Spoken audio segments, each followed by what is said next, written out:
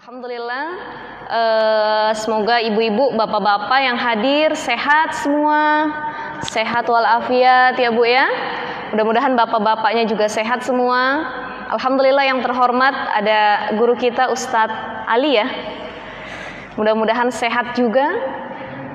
Izin Ustadz Azhari tidak bisa hadir pada hari ini dan insya Allah mungkin dalam beberapa bulan ke depan, ya sekitar 3-4 bulan ke depan, karena beliau sekarang sedang berada di Jember, di Jawa Timur. Jadi memang ada talaki, ada insya Allah mau nerusin S3 juga. Jadi minta izin dulu, nggak bisa hadir ibu-ibu seperti biasa ya.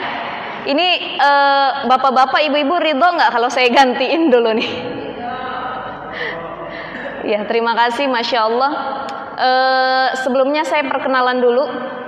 Kalau kemarin Ustadz Azhari yang biasa ngisi, saya alhamdulillah Syifa Nur Fadilah Bu namanya, saya istrinya Ustadz Azhari Nasution. Insya Allah pagi hari ini kita bahasnya mengenai hakku zauji alal mar'ati. Sudah dilihat dalam kertasnya semua. Ini babnya membahas tentang hak suami terhadap istri. Mayoritas yang hadir banyakkan ibu-ibu dibanding bapak-bapak.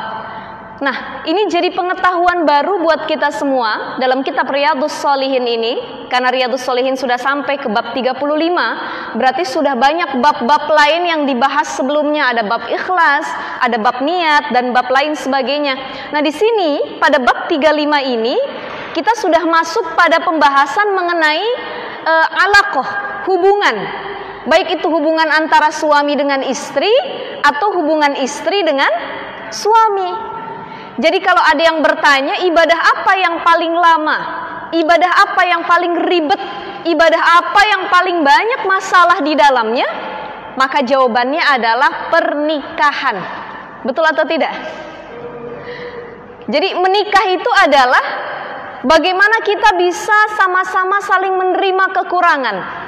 Dalam kitab Minhajus Sawi dikatakan begini, wa yustahabbu ayyanwiyal mutazawwiju bin nikah.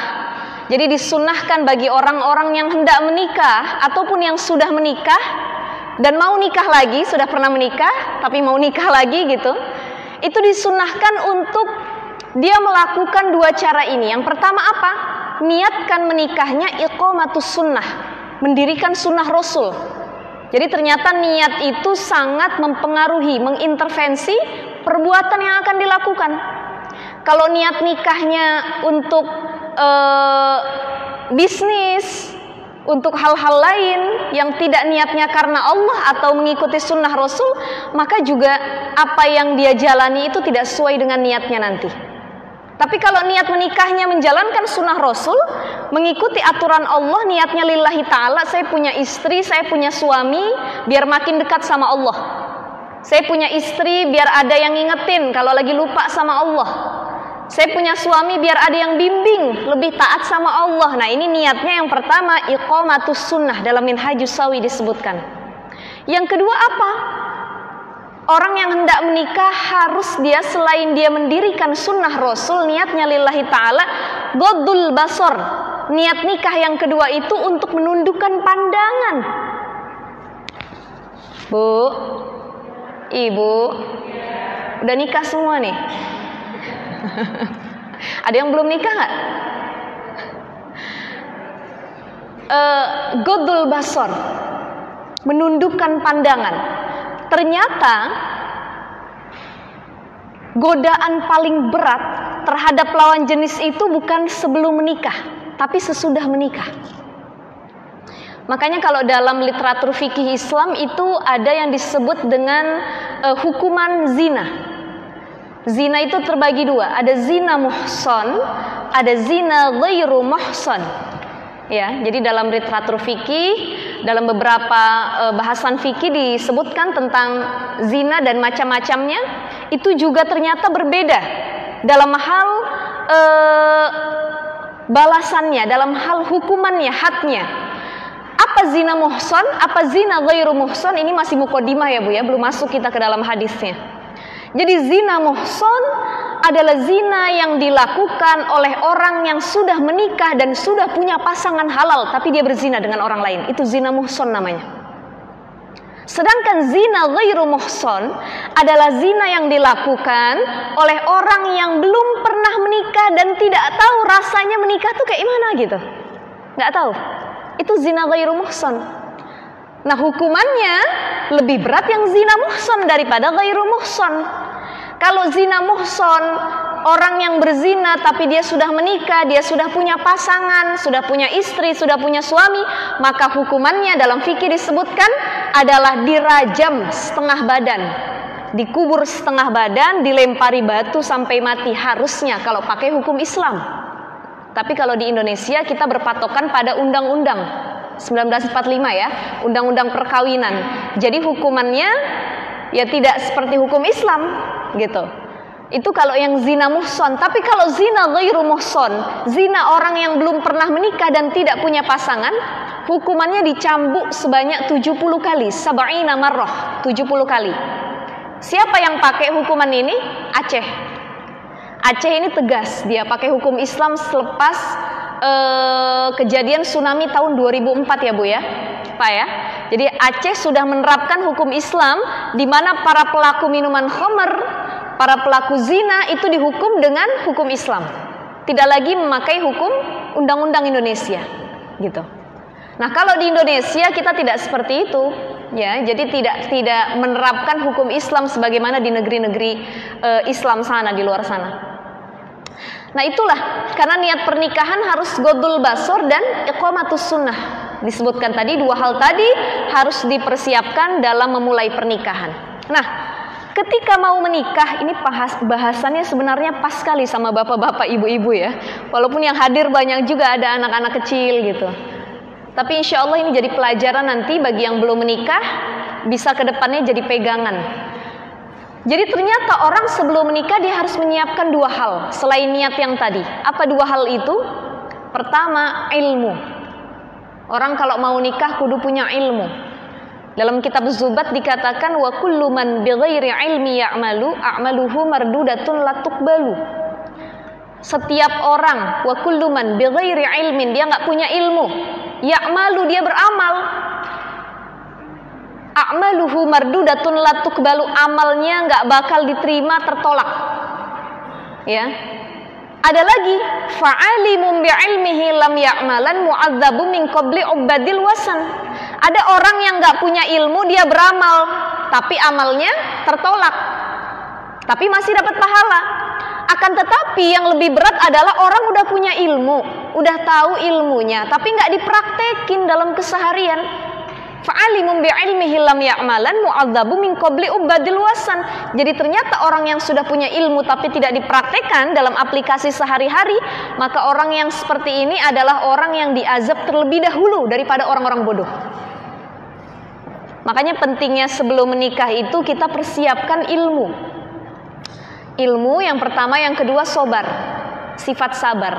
Bagaimana tidak sabar? Menikah itu bukan hitungan hari, bukan hitungan minggu ya Pak ya, bukan hitungan bulan, bukan hitungan tahun, tapi bisa puluhan tahun, bisa belasan tahun. Bu, menikah itu kan mencintai orang yang sama pada waktu yang lama, ya. Jadi nggak bisa mencintai lain, yang udah istri kita aja, suami kita aja. Tiap malam ketemu sama suami, sama istri. Nyampe ke ruang makan dia lagi mukanya, datang ke dapur dia lagi mukanya, ketemu di depan ruang tamu dia lagi. Ya Allah, apa nggak ada yang lain ini gitu? Ya, itu pernikahan. Jadi dituntut bagaimana untuk menyiapkan ilmu dan juga kesabaran. Sabar menerima kekurangan masing-masing. Ibu dikasih belanja sama suami sehari cuma 200.000, alhamdulillah. Ada yang segitu dikasih? Suami cuma mampu ngasih uang belanja 50.000, ya alhamdulillah juga. Ya, jadi saling menerima kekurangan. Suami punya istri, istrinya mungkin tidak secantik istri tetangga, istrinya tidak sehebat istri-istri orang lain, tapi kita harus pahami bahwa di balik kekurangannya ada banyak kelebihan yang bisa kita lihat dalam pasangan kita. Ya, ibu-ibu silahkan dilihat hadisnya. Bismillahirrahmanirrahim. Babu haqqi zauji 'alal mar'ati. Bermula ini bab membahas tentang hak-hak suami terhadap istri. Qala Allah Ta'ala, berfirman Allah Ta'ala, Bismillahirrahmanirrahim. Ar-rijalu qawwamuna 'alan nisa'i bima faddalallahu ba'dahum 'ala ba'din wa bima anfaqu min amwalihim. وَبِمَا أَنْفَقُوا مِنْ أَمْوَالِهِمْ فَالصَّالِحَاتُ قَانِتَاتٌ حَافِظَاتٌ لِلْغَيْبِ بِمَا حَفِظَ اللَّهُ Shadaqallahul azim. Jadi dalam ayat ini Allah mengatakan ar-rijalu qawwamuna 'alan nisa. Suami itu pemimpin buat para istrinya. Jadi kalau ada suami takut istri, itu tidak dibenarkan dalam agama. Karena dalam rumah tangga yang jadi pimpinan itu suami. Sehebat apapun istrinya, setinggi apapun jabatannya, sepintar apapun otaknya, secermat apapun dia dalam mengatur sesuatu, ya, sepintar apapun dia mencari uang, pendapatannya lebih besar, UMR-nya lebih besar daripada suaminya, belum gaji pokok dan lain sebagainya, tapi itu tidak menjadikan suami harkat dan martabatnya lebih rendah dibanding istri. Jadi suami dalam ruang lingkup alihah keluarga itu tetap ada di atas istri, ya Bu ya. Jadi bagaimanapun juga suami itu pemimpin. Ar-rijalu qawwamuna 'alan nisa bima faddalallahu ba'dahum 'ala ba'din wa bima anfaqu min amwalihim. Kenapa dalam Al-Qur'an Allah itu menjadikan laki-laki lebih tinggi derajatnya dibanding perempuan, Bu? Ada yang bisa jawab? Gimana, Bu? Tanggung jawabnya lebih besar. Bapak-bapak? Ada yang mau nambahin? Kenapa suami dalam Al-Quran Allah lebihkan derajatnya di atas perempuan, di atas para istrinya? Karena salah satunya jawaban yang tadi, tanggung jawab laki-laki itu besar. Laki-laki dia bukan hanya bertanggung jawab kepada istrinya, tapi juga anak perempuannya, anak-anaknya, ibunya, saudara perempuannya, itu tanggung jawab seorang laki-laki. Makanya dalam segala hal di rumah tangga itu laki-laki menjadi superior, pemimpin. Nggak bisa perempuan itu lebih dan lain sebagainya.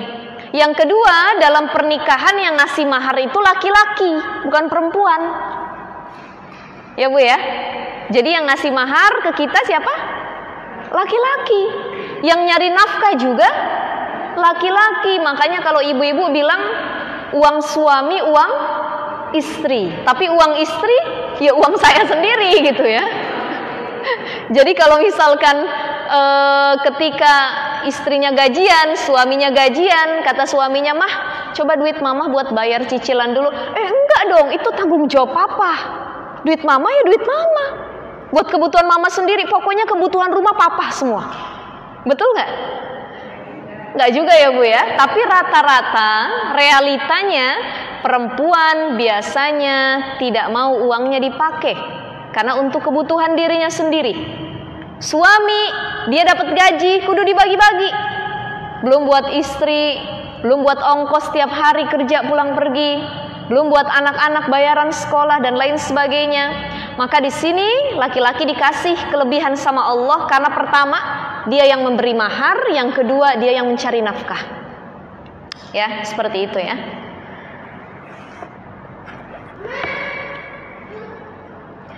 Nah, kemudian karena suami dia lebih tinggi posisinya dibanding perempuan, maka di sini suami punya hak terhadap istri. Nanti di bab lain akan kita bahas juga hak istri terhadap suami. Berarti kalau bahasanya hakku zauji 'alal mar'ati, hak suami terhadap istri, kita bisa tegaskan bahwa di sini ada al-wajibati 'ala zaujati. Hak suami itu adalah kewajiban istri terhadap suami. Apa saja kewajiban istri terhadap suami? Dalam hadis yang pertama disebutkan Wa ammal ahaditsu faminha haditsu Amr ibn al-Ahwas as-sabiq fil babi qablahu. Wa an Abi Hurairah radhiyallahu an qala Rasulullah sallallahu alaihi wasallam, bersabda Rasul sallallahu alaihi wasallam, idza da'a ar-rajul imra'atahu ila firashihi falam ta'tihi fabata ghadbana 'alaiha la'anathal malaikatu hatta tusbiha. Kata Rasul bilang begini, ibu, bapak, idza da'a ar-rajul, kalau suami manggil istrinya, kalau suami menyeru istrinya, ila firashihi, ke tempat tidur, kata suaminya bilang, mah, sini mah, sini, masuk dalam kamar, datang tempat tidur. Ya, ibu-ibu, bapak-bapak sudah paham lah ini pembahasan dewasa sebenarnya ya. Tapi ini tidak hal yang tabu lagi, karena memang ini adalah hadis Rasul. Jadi kalau istri dipanggil suami untuk mendatangi tempat tidur dalam artian berhubungan intim antara suami dengan istri, di sini dikatakan falam ta'tihi, istri nggak mau datang, nggak mau nurut. Udah digebrak sama suaminya, sudah disindir-sindir sama suaminya, sudah diomong pakai bahasa baik-baik juga tidak mau nurut sama suami untuk datang ke tempat tidur, maka di sini dikatakan fabata ghadbana 'alaiha la'anathal malaikatu, kemudian suami dalam keadaan marah, dia tidur sepanjang tidurnya, la'anathal malaikatu hatta tusbiha. Kita para istri, para perempuan yang tidak mau memenuhi perintah dari suami, tugas sebagai seorang istri untuk melayaninya di kamarnya, maka la'anathal malaikata hatta tusbiha, dilaknat dia sama malaikat sampai waktu subuh. Hati-hati, ini pelajaran buat kita semua. Betapa pentingnya pelayanan seorang istri kepada suami. Nah, ini bapak-bapaknya sedikit, pas banget ibu-ibunya lebih banyak ya. Nanti bisa diaplikasikan insya Allah sama ibu-ibu di rumah dalam kehidupan rumah tangga. Jadi ternyata kita sebagai istri, bu, nggak boleh nolak kalau suami lagi minta untuk berhubungan suami istri. Tapi ustazah, bagaimana kalau saya punya uzur? Nah, di sini diteruskan, wa fi riwayatin lahuma idza batatil mar'atu hajiratan firasya zawjiha la'anathal malaikatu hatta tusbiha. Kata Rasul begini, memang perempuan itu diwajibkan untuk melayani suaminya di tempat tidurnya. Akan tetapi ada syaratnya. Pertama, dia bisa memenuhinya dan tidak dalam keadaan sakit. Tidak dalam keadaan sakit. Nah, di sini disebutkan dalam syarahnya.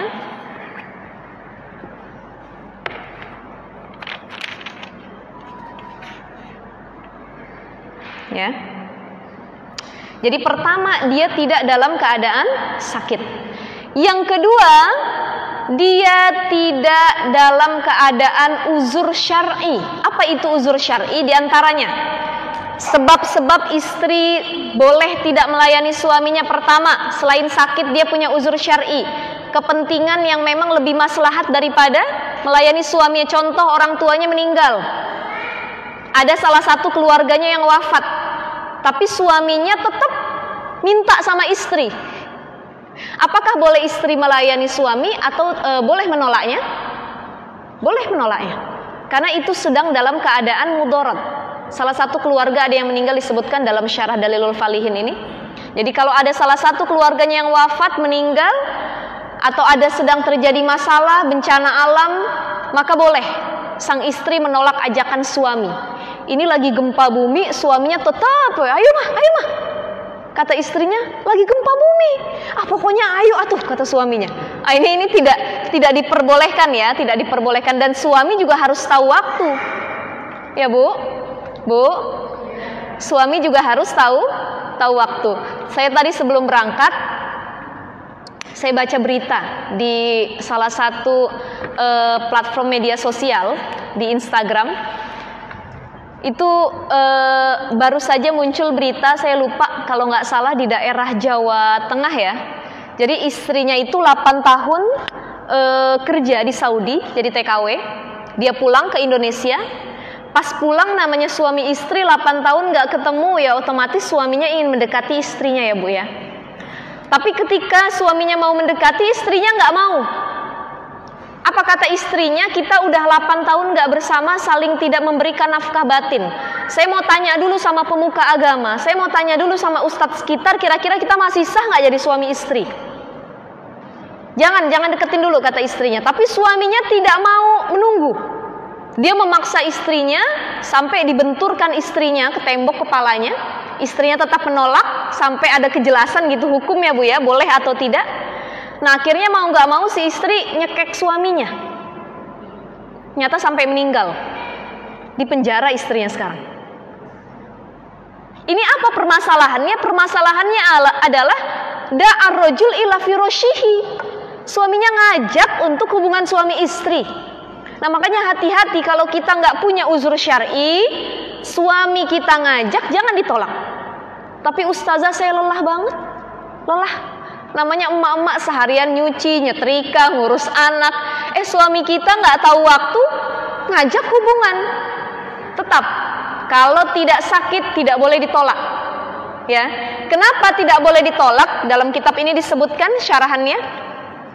Karena takutnya kalau suami kita tolak untuk mengajak hubungan suami istri, itu suami kita bisa berzina dengan orang lain. Yang pertama. Yang kedua, boleh jadi ketika suami kita memaksa kita untuk hubungan suami istri, itu dikarenakan suami melihat perempuan lain di luar sana. Makanya dia daripada berdosa, dia datangin istrinya, dia ingin menyalurkan hasratnya.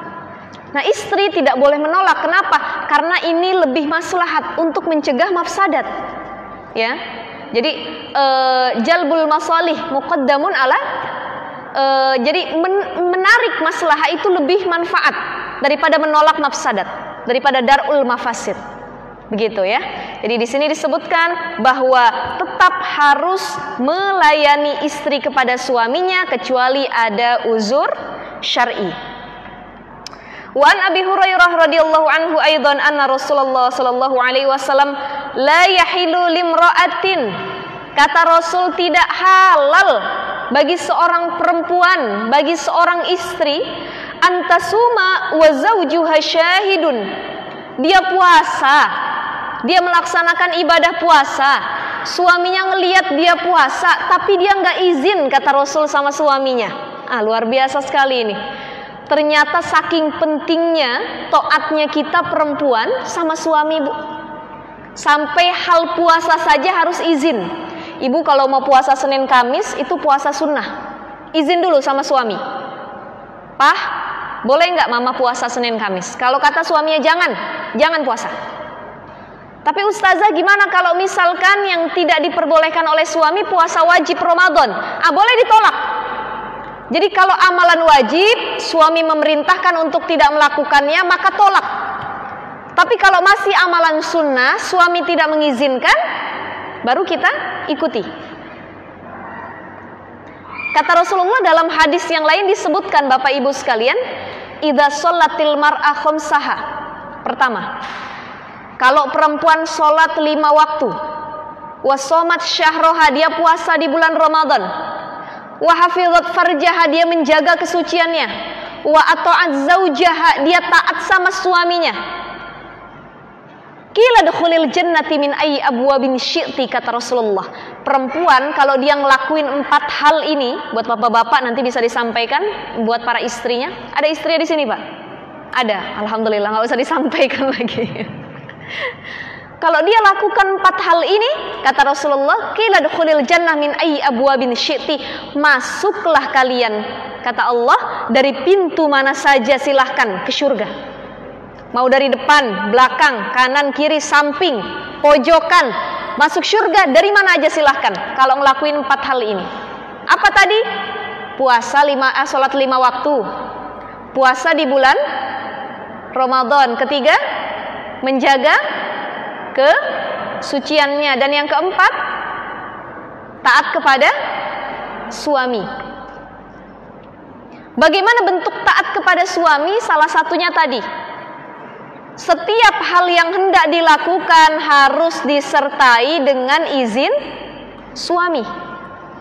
Ibu, ada yang nanya, Ustazah, Saya pengen jenguk orang tua saya, tapi nggak diizinin sama suami saya. Kira-kira boleh nggak saya tolak?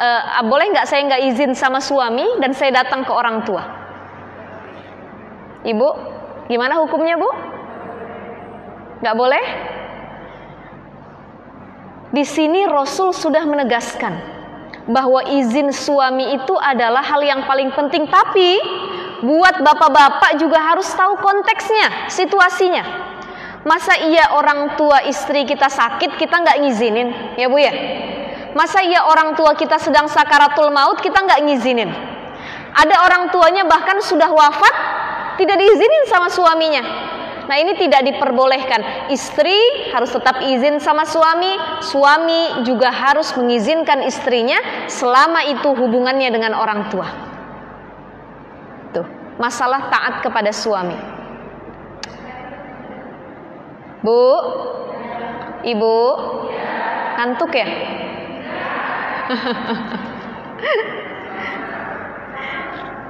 Jadi kalaupun cuman puasa Senin Kamis harus pakai izin dari suaminya, ya. Wala ta'zana fi baitihi illa biidnihi. Dan perempuan tidak boleh mengizinkan siapapun orang lain masuk ke dalam rumahnya, apalagi lawan jenisnya, kecuali dengan izin suaminya. Saya teringat kisah Muti'ah. Muti'ah ini salah satu sahabiat di zaman Rasulullah. Jadi dulu Rasul pernah ngomong gini, Bu, sama Fatimah. Wahai Fatimah, nanti ketika sudah hari akhir, sudah pembagian syurga dan neraka, salah satu perempuan yang akan masuk syurga pertama kali itu adalah Muti'ah, selain dari Ummahatul Mukminin. Fatimah bilang, wahai Rasulullah, Muti'ah itu siapa? Kok bukan aku? Aku kan putri engkau, wahai Rasulullah. Kenapa harus Muti'ah yang lebih dahulu masuk setelah Ummahatul Mukminin?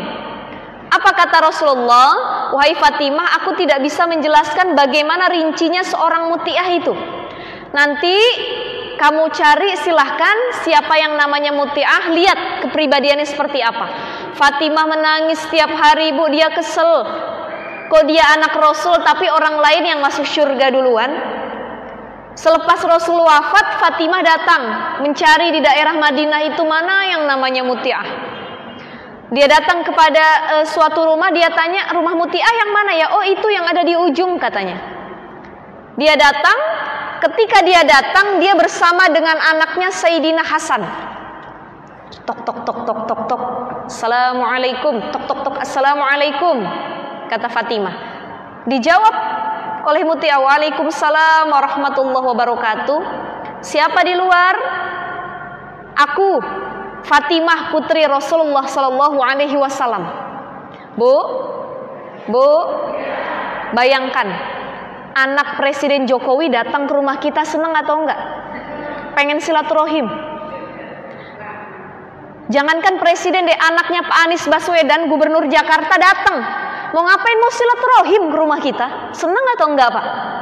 Senang. Dicarinya makanan, dibersihkannya rumah, disiapkan pakaian terbaik. Kenapa? Ada anak pemimpin mau datang ke rumah. Itu sama ketika Fatimah datang ke rumah Muti'ah. Muti'ah takjub mendengar, Masya Allah, yang datang Fatimah, putrinya Rasulullah. Tapi apa yang dilakukan Muti'ah? Muti'ah tidak serta-merta membukakan pintu. Kalau kita, langsung kita bukain pintu, Bu. Masya Allah, anaknya gubernur, masuk. Yang gak ada, diada-adain kadang-kadang. Ya, sampai ngutang-ngutang ke warung, gimana caranya bisa ngelayanin tamu. Tapi Muti'ah, dia lihat dulu jendela, tidak langsung membuka pintu. Ini adab buat seorang perempuan. Zaman sekarang zaman digitalisasi, zaman modernisasi, zaman Shopee, Tokopedia. Jadi kurir itu tiap hari datang ke rumah, hati-hati. Bahkan sekarang kurir itu suka motoin kita. Pak, foto dulu ya Pak ya. Bu, foto dulu ya, buat bukti katanya. Ibu-ibu sering belanja Shopee? Sering? Kelihatan nih wajah-wajahnya. Sekarang masuk mall harus vaksin dulu ya Bu ya. Harus vaksin, harus download Peduli Lindungi. Ya udah deh, daripada ke mall, daripada ke pasar, udah lewat aplikasi-aplikasi belanja aja gitu. Nah, salah satu ada perempuan, ini dicontohkan oleh Muti'ah. Muti'ah kalau ada tamu datang, baik laki-laki ataupun perempuan, gak langsung buka pintu, dilihat dulu jendela dibuka. Shh. Siapa nih ya? Oh, perempuan katanya. Oh, laki-laki, jangan dibuka. Ketika perempuan yang datang, dia buka tapi menutup aurat ketika membuka pintunya.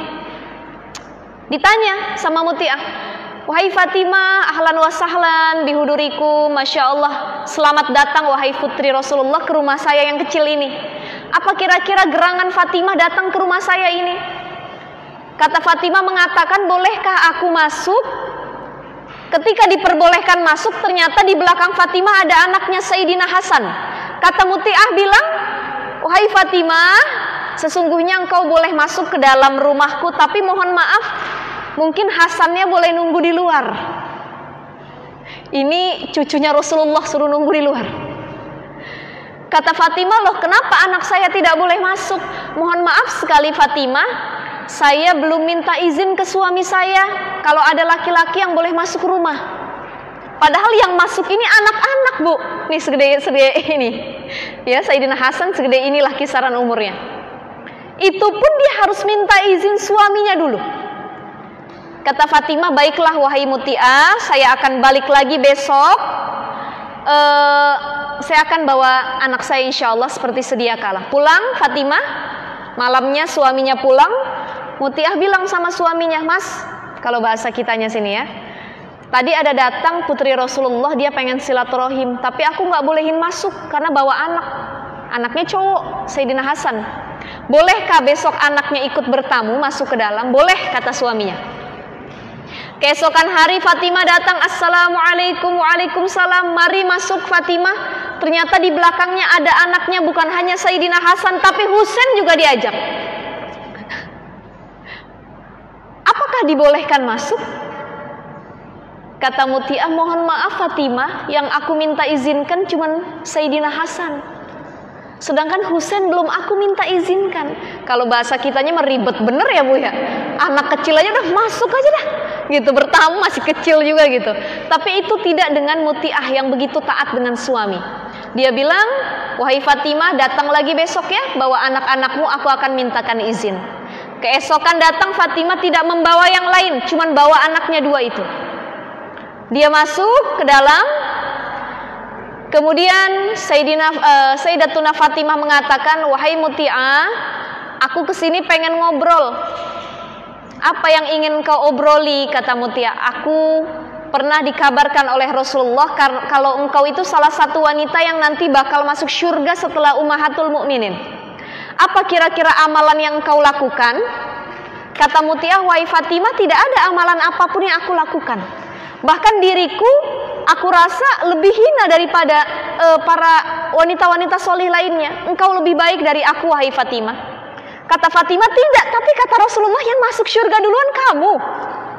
Saya aja sampai iri kalau bahasa kitanya ya Bu ya. Belum sempat Muti'ah menjawab, itu diceritakan dalam kitab Dardir ya, tentang Isra wal Mi'raj Rasulullah, mengenai kisah Muti'ah, istri yang sangat solihah. Tidak lama Muti'ah sebelum dia menjawab, pulang suaminya Bu.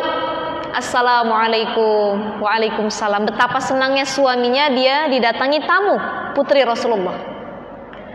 Tapi Muti'ah mengatakan kepada Fatimah, wahai Fatimah, aku mohon izin ya sebentar, karena suami aku pulang.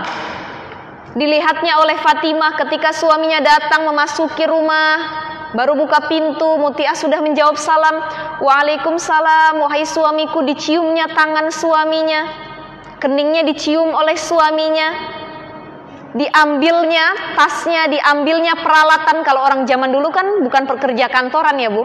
Kalau zaman sekarang mungkin tasnya, jubahnya, jaketnya dan lain sebagainya, helmnya. Kalau zaman Rasul itu ada yang mengembala, diambilnya peralatannya.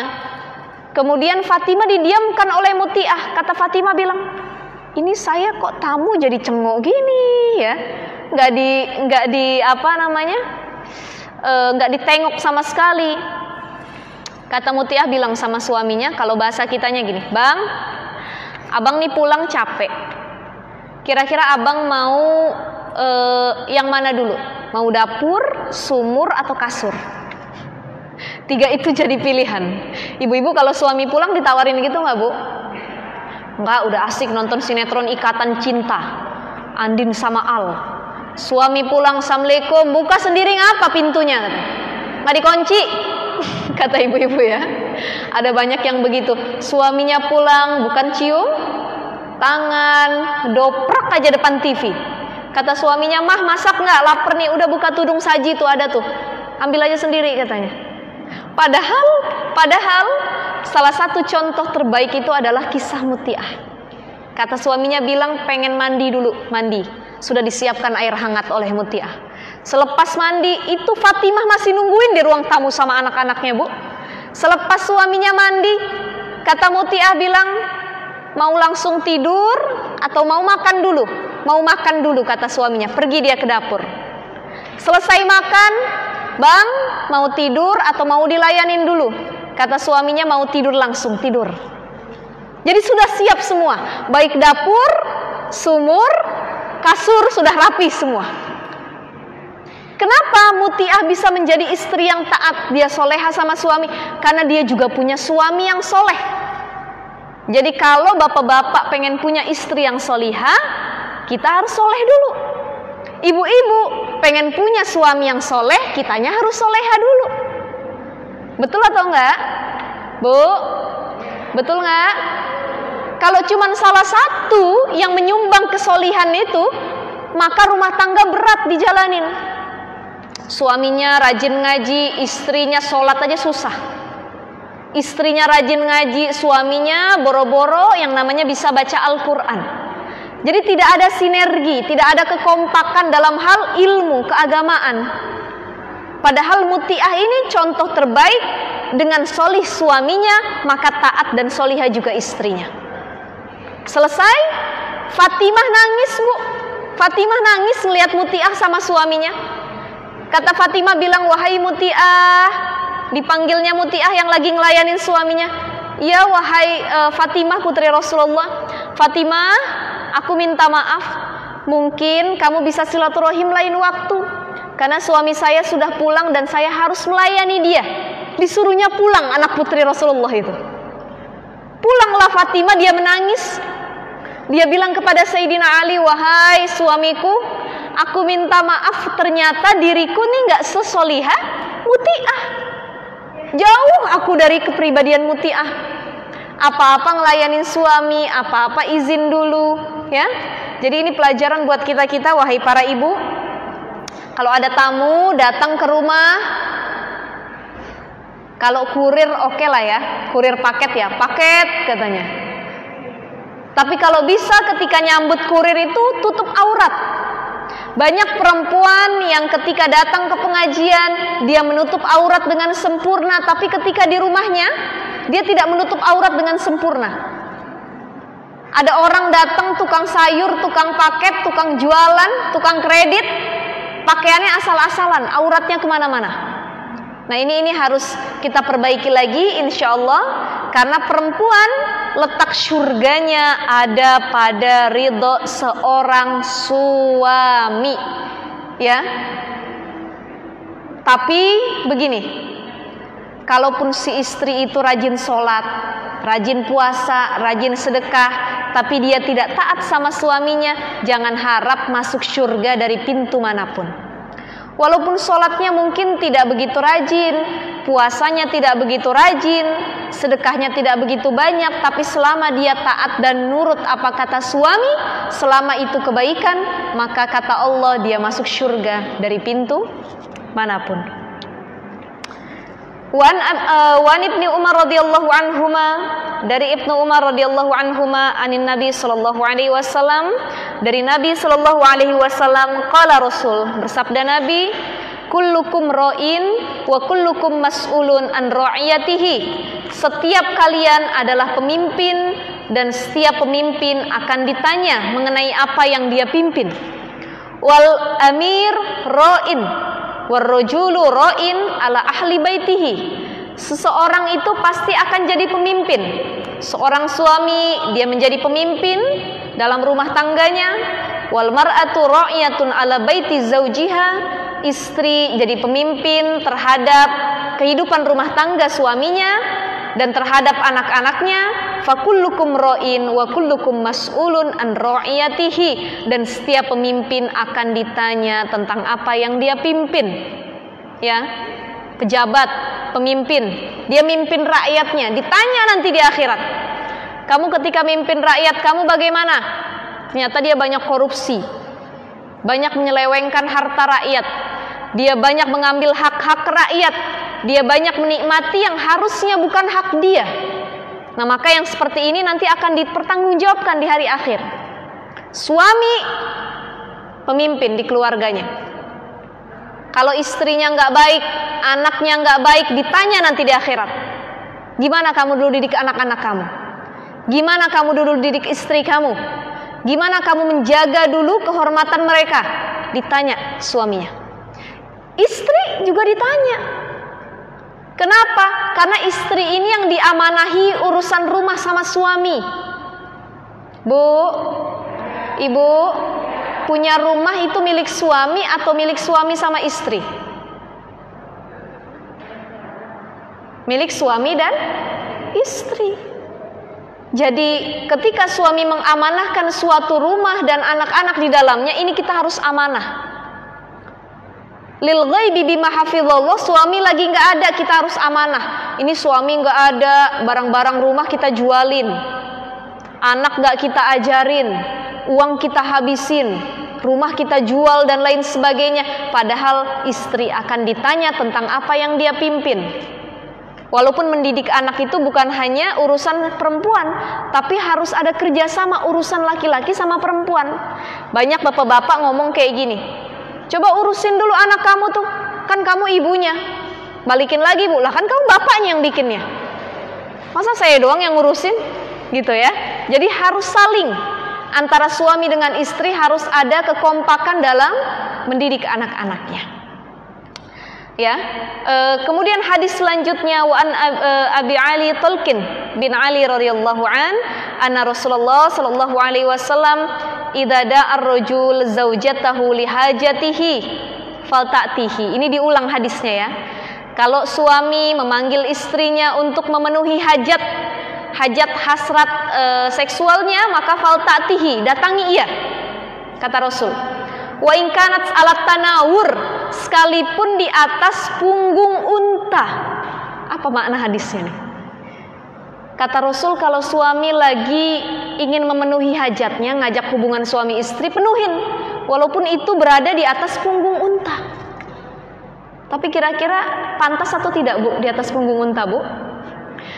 Gini, analoginya gini. Orang zaman dulu itu kalau kemana-mana naik kendaraannya adalah kalau tidak unta, gajah, kuda. Ini 3 kendaraan yang dimiliki oleh orang-orang kaya zaman dahulu. Jadi orang kalau dulu dia punya 5 ekor kuda, punya 100 unta, itu dia orang kaya. Zaman sekarang nih orang yang punya Lamborghini, punya Alphard, punya Range Rover gitu ya. Saking mahalnya dulu harga unta. Bahkan Rasul, ketika Rasul itu melamar Sayyidatuna Khadijah, itu apa maharnya? 100 ekor unta Al-Qaswah, unta yang paling mahal. Kalau bahasa sekarang mungkin Lamborghini ya. Jadi dia bawa Lamborghini buat melamar istrinya. Itu Rasul dulu sama Sayyidatuna Khadijah. Nah, orang-orang zaman dulu itu kendaraannya binatang. Tapi orang zaman sekarang kan jarang yang kemana-mana naik kuda. Ada nggak, Bu? Dari Fatmawati sampai Ajinawi dia naik kuda gitu. Nggak ada ya, nggak ditemukan ya. Naik onta tidak. Zaman sekarang orang naik motor atau mobil. Jadi kalau dianalogikan, Rasul bilang, kalau kalian dipinta suami melayaninya walaupun di atas punggung unta, faltatihi, lakukan. Zaman dulu untanya nggak terbuka. Kalau kita lihat zaman-zaman sejarah, zaman dulu unta itu atasnya dikasih apa namanya? Seperti kotak ruangan. Ya, kuda pun ada ya, ada apa namanya? Untuk tidur di dalamnya, untuk duduk gitu. Ya, ada tandunya. Jadi ada tandu di atas unta, di atas kuda. Makanya Rasul bilang wa in kanat alat tanawur, walaupun di atas unta, punggung unta. Maksudnya di atas, di dalam itu, ya, di dalam tandu tadi. Bukan serta-merta di atas unta bebas kayak gitu ya. Nah itu kan, itu tidak enak dilihat oleh orang gitu ya. Tapi bisa saja mungkin makna dari hadis ini adalah yang Rasul maksud di atas unta terbuka, akan tetapi di tempat yang tertutup. Daerah Arab sana kan rata-rata padang pasir, Bu. Padang pasir. Kalau ibu-ibu pernah umroh, pernah haji, itu kalau kita perjalanan dari Jeddah sampai Madinah, itu sepanjang jalan itu tandus, padang pasir semua kan, batu-batu. Nah itulah mungkin salah satu yang dimaksud oleh Rasulullah.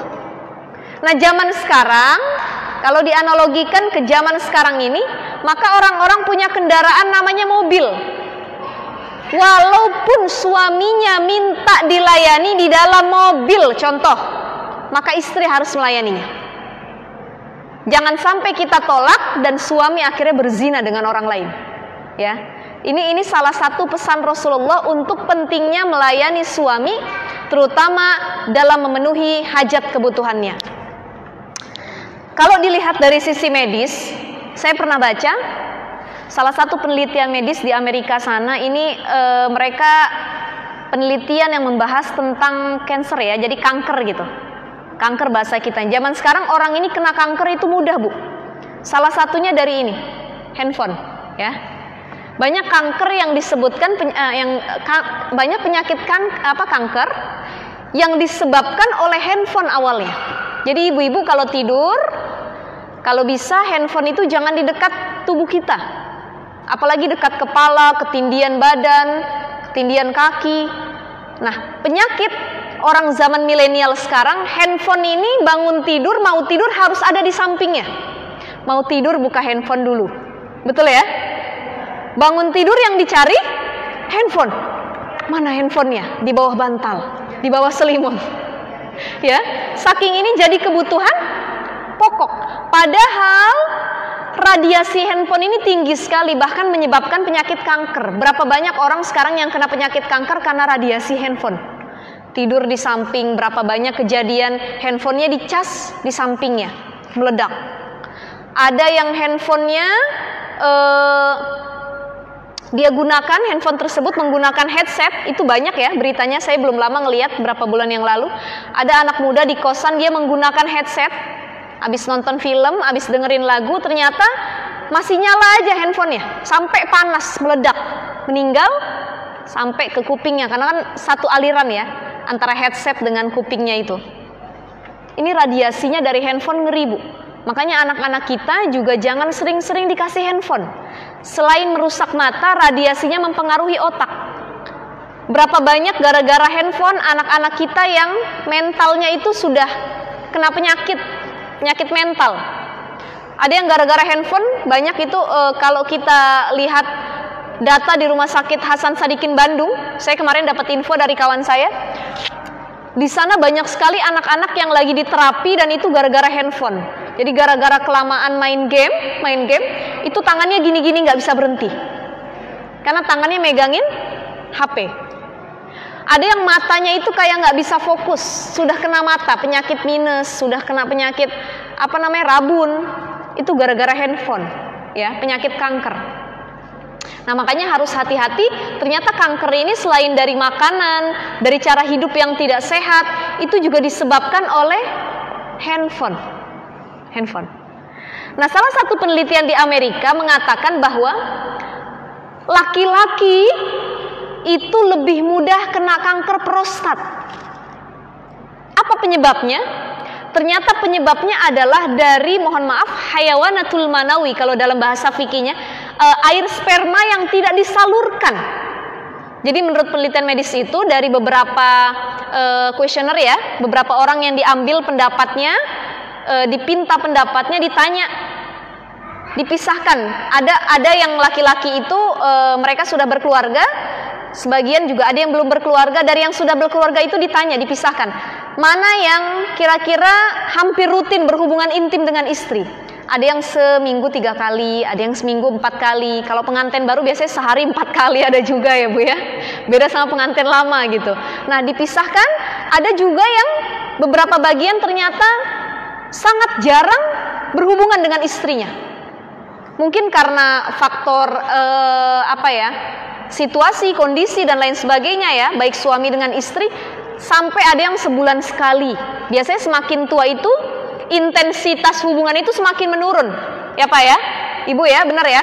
Apalagi udah punya cucu. Udah punya cucu itu saling mendekati itu udah akan hilang, romantisme itu mulai pudar gitu. Kalau diledekin sama anak-anaknya, mah, mama sama papa dong. Ah udah deh gitu. Jadi sudah semakin menurun keinginan hasratnya juga. Nah laki-laki yang dia lebih rutin melakukan hubungan intim dengan pasangannya, itu ternyata lebih rendah resikonya terkena kanker prostat dibanding orang yang rutinitasnya itu sedikit, yang intensitasnya sedikit. Makanya kalau punya suami, salah satunya laki-laki, agar laki-laki tidak kena kanker prostat, dalam penelitian medis itu minimal dalam seminggu mereka harus mengeluarkan hayawanatul manawinya itu 3 kali dalam seminggu. Kalau kurang dari itu bisa menyebabkan resiko kanker prostat, ya, kanker prostat. Kenapa Bu?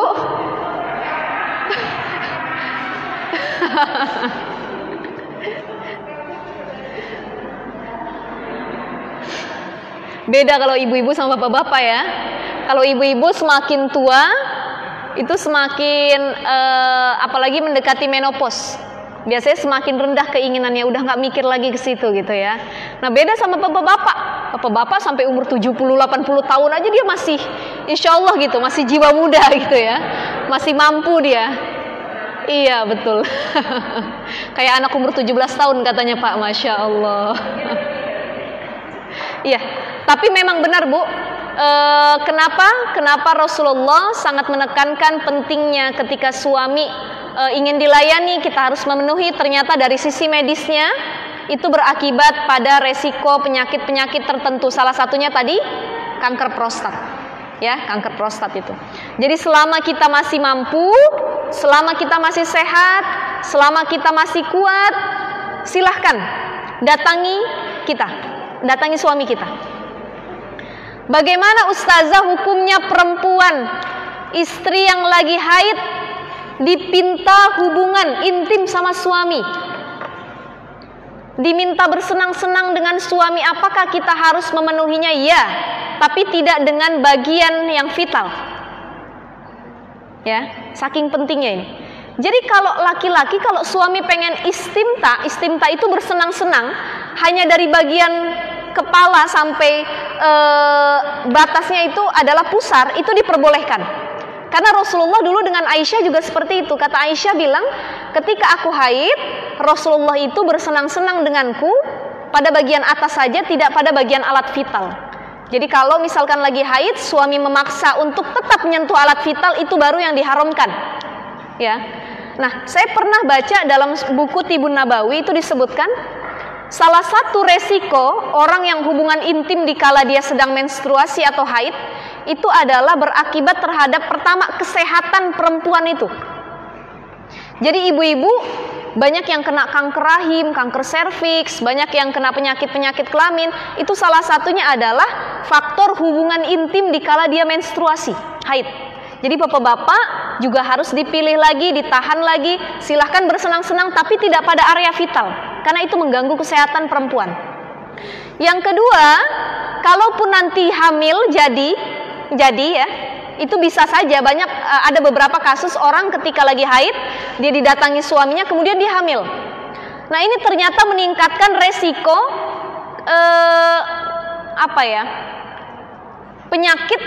penyakit apa disebutnya, kelainan cacat bawaan dari lahir, itu disebabkan karena hubungan intim saat haid. Jadi mohon maaf, ada yang disebut dengan anak-anak autis. Maaf ya ibu-ibu ya, mohon maaf ya, ini kita bicara dari sisi fikihnya. Ada yang disebut dengan penyakit-penyakit lainnya, cacat mental, cacat fisik dan lainnya. Itu ternyata disebabkan salah satunya, hasil penelitiannya adalah karena orang tuanya melakukan hubungan intim ketika periode menstruasi atau periode sedang haid gitu. Jadi ini kita harus dilihat lagi sisi maslahat dan mudorotnya. Ya, jangan hanya mungkin nikmat bagi satu oknum tapi tidak buat oknum lainnya, merugikan istrinya dan merugikan keturunan yang akan datangnya. Karena tujuan menikah itu selain hifzun nafsi, menjaga diri dari perzinahan, hifzun nasl, menjaga keturunan. Ya, sudah Allah haramkan tapi dia halalkan menyentuh istrinya ketika sedang haid. Padahal dalam Al-Quran dikatakan nisa'ukum harsul lakum fa'tu harsakum anna syi'tum. Kata Allah bilang dalam Al-Quran, istri-istrimu adalah ladang bagimu.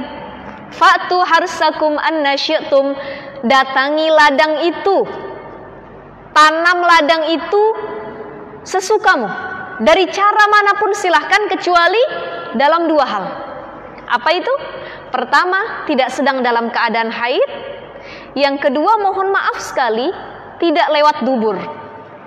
Ya, tidak lewat dubur. Kenapa? Kalau kita ngajarin suami kita untuk hubungan intim lewat dubur, mohon maaf sekali, ini pembahasannya agak vulgar karena ini menyangkut dengan fikih sebenarnya.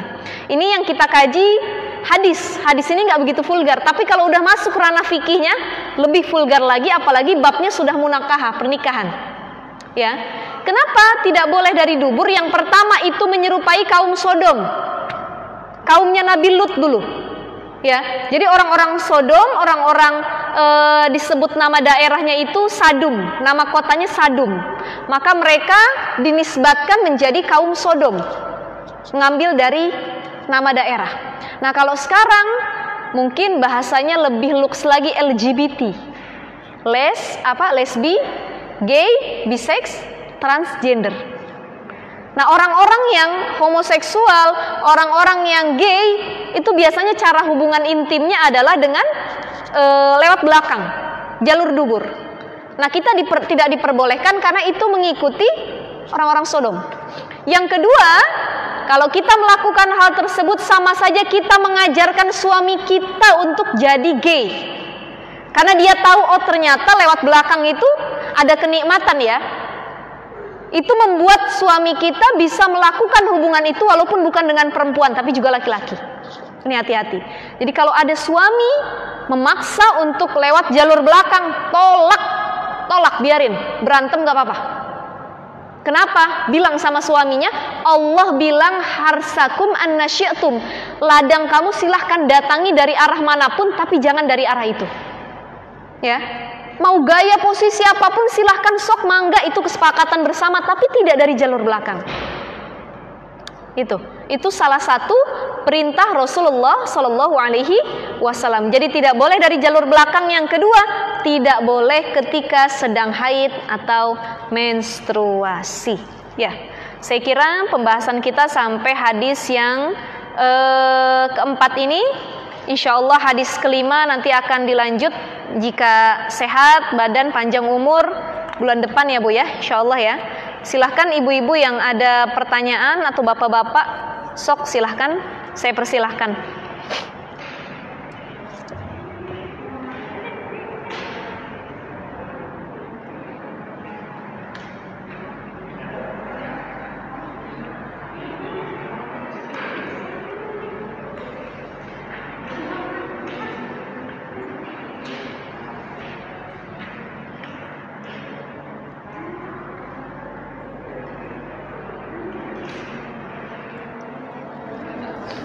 Ada yang mau ditanyakan Ibu? Bapak? Ustadz, diminum ya Ustadz ya. Bismillah.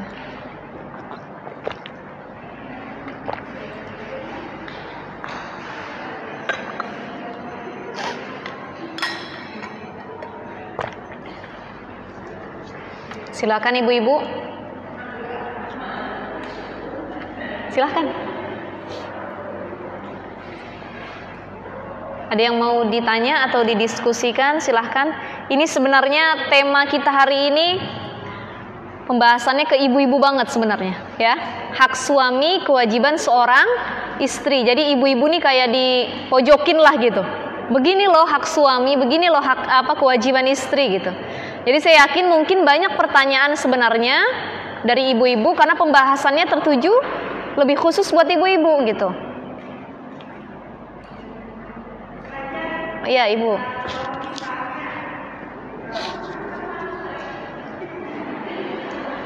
Silahkan, Ibu.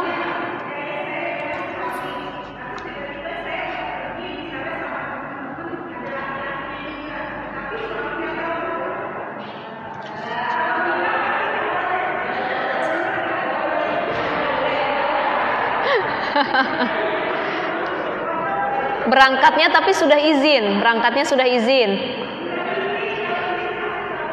Oh, dari situ saja sudah salah sebenarnya ya. Dari situ saja sudah salah.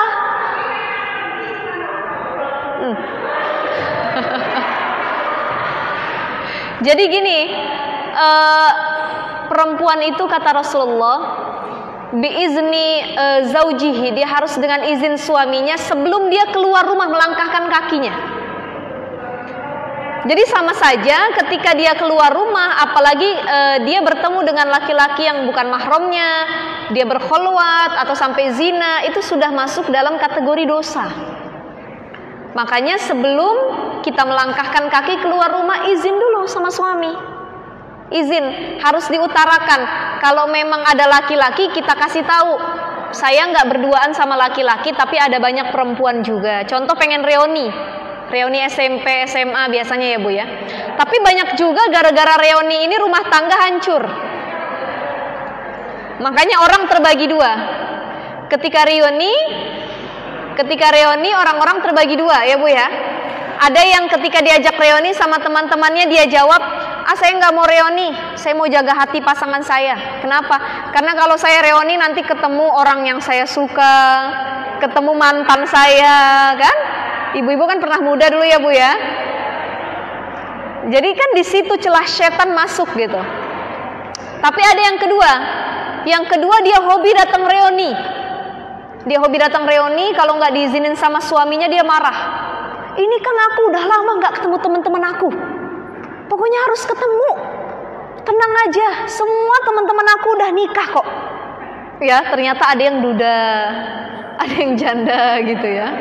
Nah ini kan bisa jadi syubhat juga di dalamnya. Makanya kalau mau keluar kemanapun kita izin sama suami. Kalau memang ada laki-laki di dalamnya jelaskan ini insya Allah saya nggak berduaan atau nggak sama laki-laki aja, tapi ada perempuan juga. Ini kita kajian, taklim, liko, arisan atau apapun, utarakan, harus jujur sama suami. Kenapa? Kunci harmonis rumah tangga adalah komunikasi yang baik. Banyak rumah tangga hancur disebabkan karena komunikasi yang tidak baik. Ya, banyak orang yang bertahan rumah tangganya hingga puluhan tahun, hingga kakek nenek. Pas ditanya apa resepnya, saya punya kakek, punya nenek. Ya, dulu meninggalnya usia 85 tahun. Ya, jadi kakek saya 5 tahun lebih dulu meninggalnya, kemudian nenek saya. Pas ditanya apa rahasianya, rahasianya ternyata terletak pada komunikasi antar pasangan. Jadi kalau punya unek-unek sampein. Kalau nggak suka sama pasangan sampein, jangan dipendem aja. Ya Bu ya, Bu.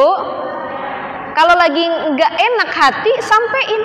Perempuan ini Pak, makhluk, salah satu makhluk kalau dalam neuroscience disebutkan salah satu makhluk yang ucapannya lebih banyak kosakatanya dibanding bapak-bapak. Perempuan dalam sehari bisa mengeluarkan kata dari 10.000 hingga 20.000 kata. Itu perempuan. Beda sama laki-laki. Laki-laki paling banyak itu mengeluarkan kata dalam sehari itu cuma 7.000 kata. Makanya nggak aneh ibu-ibu lebih bawel daripada bapak. Tapi kalau ketika lagi ngambek, ibu-ibu berubah jadi pendiam. Jadi kalau kata Umar bin Khattab, perempuan itu ibarat buku. Dia nggak bisa dibaca dari depan saja, harus keseluruhan agar tahu isi bukunya. Kenapa? Saking rumit perempuan itu isinya. Jadi pengennya dikode mulu. Jangankan yang masih muda, yang udah tua juga begitu. Kalau jalan sama suaminya, berhenti kata suaminya, "Mah, lapar nggak?" "Lapar sih." Sebenarnya pengen ngomong, "Pah, makan aja di restoran itu, Pah." Tapi nggak enak mengutarakannya. Kata suaminya, "Mau makan apa, Mah?" Terserah," katanya. terserah. Akhirnya suaminya ajak ke warteg, ngedumel sampai warteg. Katanya, "Mah, kok nggak dimakan?" "Terserah," katanya. Kenapa? Karena perempuan ini sebenarnya butuh kode, dan laki-laki, bapak-bapak harus pinter ngelihat kodenya. Kalau udah ngomongnya terserah, berarti harus dilembut-lembutin, ditanya, "Mah, Mama mau makannya apa?" Nah, perempuan ini kadang-kadang kalau ditanya suka bingung. "Mau berangkat, Mah, yuk kondangan yuk." "Pakai baju yang mana, Mah?" Kata istrinya bilang, "Aduh Pak, bingung deh, Mama nggak punya baju," katanya. Mama nggak punya baju. Padahal dalam setahun bisa dihitung siapa yang lebih banyak belanja baju. Istri ya Bu ya. Hampir tiap bulan kerudungnya beda, bajunya beda. Bapak-bapak bisa dihitung beli baju setahun sekali, lebaran doang. Kalau lagi THR aja keluar ya. Nah ini bedanya perempuan dengan laki-laki. Makanya jangan sampai komunikasinya buruk, akhirnya tidak tersampaikan pesan-pesan dalam rumah tangga itu. Makanya salah satu komunikasi yang baik itu adalah sebelum tidur. Ada yang disebut dengan pillow talk, bicara dari bantal ke bantal. Jadi ibu tiduran di bantal, suaminya tiduran di bantal, saling ngomong, utarain. Itu sesi paling romantis dan insya Allah nggak pakai emosi. Misalkan uang belanja kurang, sambil tiduran, ayah ganteng banget deh malam ini. Contoh ya. Ketawa yang kecil. "Ayah ganteng banget deh. Ya, boleh nggak ya uang belanjanya ditambah ya? Kayaknya kalau sehari 50.000 nggak cukup ya. Belum buat jajan anak ya. Belum buat bayaran anak. Gimana ya kalau sehari 100.000 tambahin dikit lagi ya? Insya Allah deh rizki ayah mengalir deras. Kalah air di lautan saking banyaknya rizki ayah." Suami kalau diajak ngobrolnya lagi malam hari, pillow talk, sambil romantis-romantisan, insya Allah didengar Bu suara kita. Makanya ada momen-momennya. Suami juga kalau lagi nggak suka sama istri ngomong sambil tiduran di bantal, kata suaminya, "Mah, coba deh Mama kalau dekat Papa pakai minyak wangi, biar wangi dikit. Jangan daster abis masak tadi siang dipakai sampai tidur." Papa bingung, katanya, "Ikan asin udah habis dari tadi siang, apa masih bau di kamar?" Ya. Jadi kalau pengen ngeritik pasangan, kalau ada keluhan yang pengen disampaikan, kalau bisa lagi waktu pillow talk itu, menjelang tidur. Ya, menjelang tidur, karena hatinya lagi sama-sama adem, lagi sama-sama tenang, ya. Udah deh, abis ngutarain keluhan, abis ngeritik pasangan, abis tersampaikan hal tersebut, baru nanti diteruskan. Silahkan mau ngapain aja ya Bu ya. Nah itu salah satu momen yang dianjurkan. Jangan kita mengutarakan sesuatu kepada pasangan ketika pasangan kita lagi lelah. Suami baru pulang kerja, "Assalamualaikum." Dari depan pintu udah nyerocos, "Bang, ya Allah Bang, uang belanja nggak cukup Bang, sehari 50.000, besok tambah 100.000 ya Bang ya." Laki baru pulang nyampe depan pintu. Akhirnya apa? Bertengkar. Ada yang sampai KDRT, bunuh-bunuhan. Kenapa? Karena mungkin cara mengutarakan itu tidak tepat waktunya. Ya, jadi harus lihat kondisi. Suami ngeritik istri, jangan istri lagi capek, Pak. Istri lagi ngurusin anak, lagi dekil, baru selesai masak, cucian belum kering, setrikaan belum selesai. Lakinya datang, "Mah, coba deh Mama cantikan dikit nggak pakai tetangga samping." Marah nggak istri Bu? Marah. Kata istrinya, "Kalau gitu modalin dong, pembantu aja kagak punya," katanya. "Mana mau ngerawat diri?" Bertengkar akhirnya. Nah ini momennya tidak pas, waktunya tidak cocok. Jadi utarakan kalau kedua-duanya lagi adem, lagi enak waktunya, insya Allah ya Bu-ibu ya. Ada lagi pertanyaan?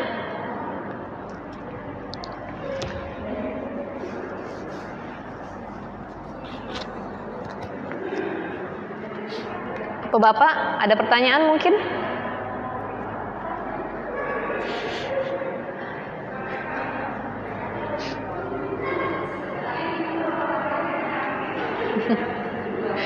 Bu, ada pertanyaan Bu? Ada lagi yang mau nanya? Ini mumpung bahasan kita mengenai suami istri nih gitu. Kalau udah bulan-bulan depan, pembahasan kita udah berubah lagi. Bukan masalah suami istri lagi nanti.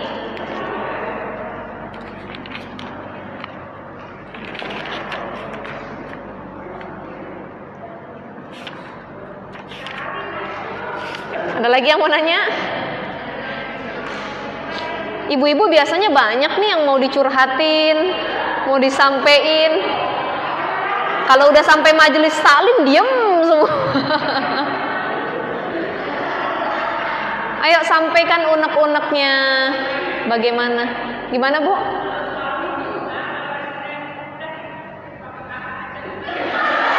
Gimana? Saya nggak dengar.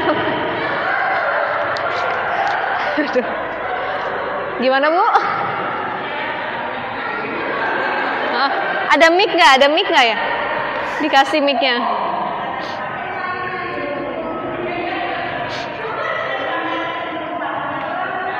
Kalau suami minta, terus minta cepet-cepet gitu, istrinya. Pakai mic, Bu, boleh? Saya kurang. Nggak apa-apa. Iya.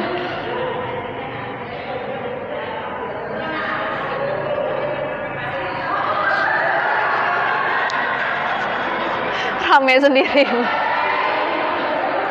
Iya.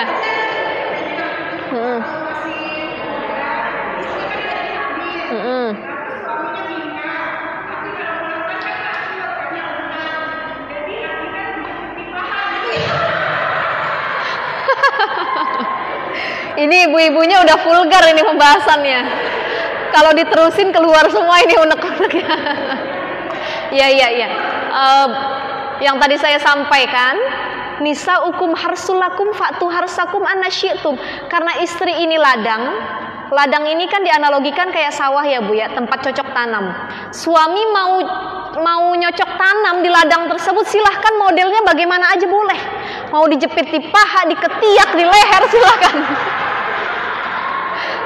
Masya Allah.